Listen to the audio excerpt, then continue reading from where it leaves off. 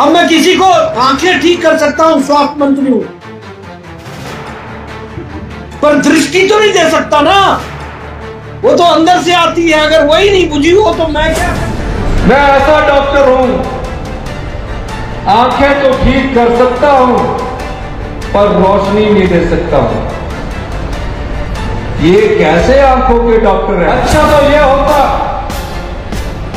आप राष्ट्रीय अध्यक्ष है, हमारा बड़ा हिमाचल प्रदेश से है, आप पिछली भारतीय जनता पार्टी की पूर्व की जयराम ठाकुर की सरकार थी, उनकी आंखें ठीक करते, उनको रोशनी देके जाते। अब कांग्रेस का यही हाल है। मैं आईसाइट ठीक कर सकता हूं, विजन नहीं दे सकता। और जब मैं विजन की बात करता हूं तो ये सारी चीजें हमको ध्यान में रखनी चाहिए। हाँ, आप लोग चुनाव में आया था, आपसे मैंने कहा गलती ध्यान कर दे, गलती ध्यान कर दे, गलती ध्यान कर दे, कई लगे रहे। अब मेरे को बोलते कुछ करो, कुछ करो। मैं बोला टाइम मारा करना था भाई। अब आज सारी सरकार ही राम भरोसे हो गई, भगवान भरोसे हो गई। और किससे भी मेरे को ये मुर्गा का पता चला, क्या हालत हो गई। समोसे की इंक्वायरी होती है, मुर्गे की इंक्वायरी होती है। क्या क्या क्या प्रदेश बना दिया। लेकिन आयुष्मान भारत आज दुनिया का सबसे बड़ा कार्यक्रम बन गया है। अभी मैं आंकड़े देख रहा था कि अभी 355 करोड़ रुपए देना बाकी है। 355 करोड़ हिमाचल की सरकार को। हमारे आउटस्टैंडिंग जो बिल है वो 355 करोड़ का है। और ये हमारी बहनों को देंगे 1500 रुपये हर महीने। मिल गया। मैं ऐसा डॉक्टर हूं, आंखें तो ठीक कर सकता हूं पर रोशनी नहीं दे सकता हूं। ये कैसे आंखों के डॉक्टर है? कोई मरीज अगर आंखों के डॉक्टर के पास जाता है तो ये समझ कर जाता है कि वो रोशनी देगा। अच्छा तो ये होता, आप राष्ट्रीय अध्यक्ष है, हमारा बड़ा हिमाचल प्रदेश से है, आप पिछली भारतीय जनता पार्टी की पूर्व की जयराम ठाकुर की सरकार थी, उनकी आंखें ठीक करते, उनको रोशनी देके जाते तो आज प्रदेश की संपदा को आप लूटने से बचा सकते थे। आपने प्रदेश की संपदा को लुटाया है। आने वाले समय में हम एक एक पन्ना इस जनता की अदालत में लाएंगे।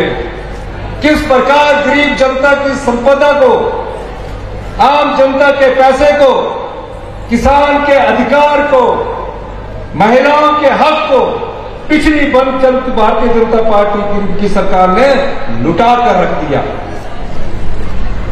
1000 के करीब संस्थान खोल दिए। आज हिमाचल की जनता में शिक्षा संस्थान तो खोल दिए जाते हैं लेकिन टीचर उपलब्ध नहीं होता। क्या किसी तरह मैं चुनाव जीत जाऊं, यहां प्राइमरी स्कूल खोल दो, सीनियर सेकेंडरी स्कूल नहीं बढ़ाया है। आज सरकारी कर्मचारियों को ओपीएस मिलती है। हमारा चुनाव तो 2027 में है, हमने ओपीएस दी। ये पैसा आपका है जो हम खर्चते हैं। केंद्रीय नेता बार बार आकर कहते हैं कि अगर केंद्र सहायता ना करे तो हिमाचल प्रदेश की सरकार कुछ नहीं कर सकती। कोई केंद्र का पैसा है? वो जनता की संपदा है। हम संघीय ढांचे में रहते हैं। वो संविधान की जरूरत है, आपको देना पड़ता है। लेकिन जो पैसा आप रोक कर बैठे हैं वो आने वाले समय में उस हक की लड़ाई भी हम सड़कों पर लड़ेंगे। आप देखेंगे इस प्रदेश में 100 साल में ऐसी आपदा नहीं आई। सबसे बड़ी आपदा कांगड़ा जिला में 1903 में आई थी, उसके बाद सबसे बड़ी आपदा इस प्रदेश में आई। 23,000 घर पूर्णतया टूट गए या आंशिक रूप से टूटे। 551 मौतें इस आपदा में हुई। मैं हर जगह गया। जिस तरह गुजरात के भुज में और उत्तराखंड में केंद्र की सरकार ने सहायता की, उस प्रकार की सहायता हमें नहीं मिली। 4 एमपी चुनकर गए थे। पिछले 12 साल से आप एमपी चुनकर भेज रहे थे। एक भी एमपी ने यह हिम्मत नहीं दिखाई कि हम गृह मंत्री से मिलकर आपदा के लिए राहत मांगे। उसके बाद क्या हुआ? उसके बाद यह हुआ, दिल्ली के सभी मंत्रियों के मुझे फोन आए, हम आपकी सहायता करते हैं। गडकरी जी ने भी यहां आकर सहायता की बात की। उनसे जो होता था उन्होंने कुछ किया होगा सड़कों के लिए। उसके बाद केंद्र की टीम आई। हमने भी टीम भेजी, केंद्र की टीम आई। हमारे अधिकारियों के साथ मिलकर पूरे हिमाचल प्रदेश में गई। कहा बहुत भयंकर नुकसान हुआ है, ऐसी आपदा हमने कभी देखी नहीं। और 10,000 करोड़ रुपए का नुकसान का अनुमान लगाकर हमें कहा कि हम आपको उसका पैसा देते हैं। 10,000 करोड़ रुपए हमने नहीं तय किया, जिसे पीडीएन ने बोलते हैं, पोस्ट डिजास्टर नीड असेसमेंट, केंद्र की सरकार ने तय किया।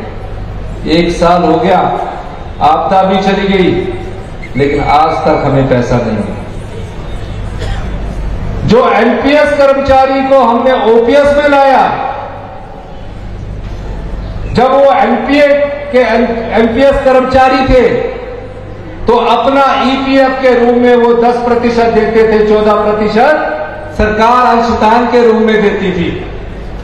जब हमने उन्हें ओपीएस में ला दिया, जो उनका अंशदान 9200 करोड़ रुपया, जिसमें सरकार का 4,500 करोड़ रुपए का अंशदान है, उसको रोककर बैठे।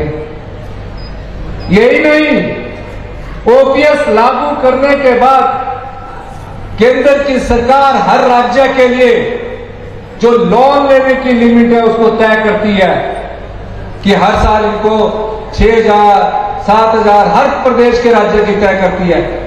उसमें 1,600 करोड़ रुपए का कट लगा दिया। और जो जीएसटी कंपनसेशन सेस आता था 3,200 करोड़, वो भी बंद हो गया। तो क्या हिमाचल प्रदेश अपने पांव पर नहीं खड़ा है? खड़ा है। हम आज अपने पांव पर इसलिए खड़े हैं, जो भ्रष्टाचार के चोर दरवाजों से आपके लोगों ने इस संपदा को बहा है, मैंने उन चोर दरवाजों को बंद करके 2,600 करोड़ रुपए का राजस्व आम जनता के ऊपर उठकर आ रहे हैं। थोड़ी बहुत जो तंगी थी वो पिछले साल इस वित्तीय वर्ष में थी, और अगले कुछ सालों में थोड़ी और तंगी रहेगी। 2026 से हिमाचल प्रदेश का स्वर्णिम इतिहास शुरू होगा, आत्मनिर्भर का हमारा इतिहास शुरू होगा। थोड़ा कष्ट जरूर होता है, लेकिन विश्वास कीजिए, आत्मनिर्भर हिमाचल जब बनेगा आप गर्व से कहोगे, और 2032 में हिमाचल प्रदेश हिंदुस्तान का सबसे समृद्धशाली और अमीर राज्य बनेगा। इस दृढ़ इच्छा शक्ति के साथ हम आगे बढ़ रहे हैं। और दृढ़ इच्छा शक्ति तब होती है जो सबसे ऊंचे पद पर बैठा होता है, जब वो कानूनों में परिवर्तन करता है, जब वो आय के स्रोत देखता है, जब वो भ्रष्टाचार के चोर दरवाजे बंद करता है, तो ये आशा जगती है कि नहीं, हिमाचल प्रदेश 2027 में जहां आत्मनिर्भर हिमाचल प्रदेश बनेगा, 2032 में हिंदुस्तान का सबसे समृद्धशाली और अमीर राज्य होगा। आप गर्व से कहोगे कि आपकी जेब में पैसा होगा कि हम हिंदुस्तान के सबसे अमीर राज्य से आते हैं। ये परिकल्पना हमारी सरकार की है और इस दिशा में हम आगे बढ़ रहे हैं।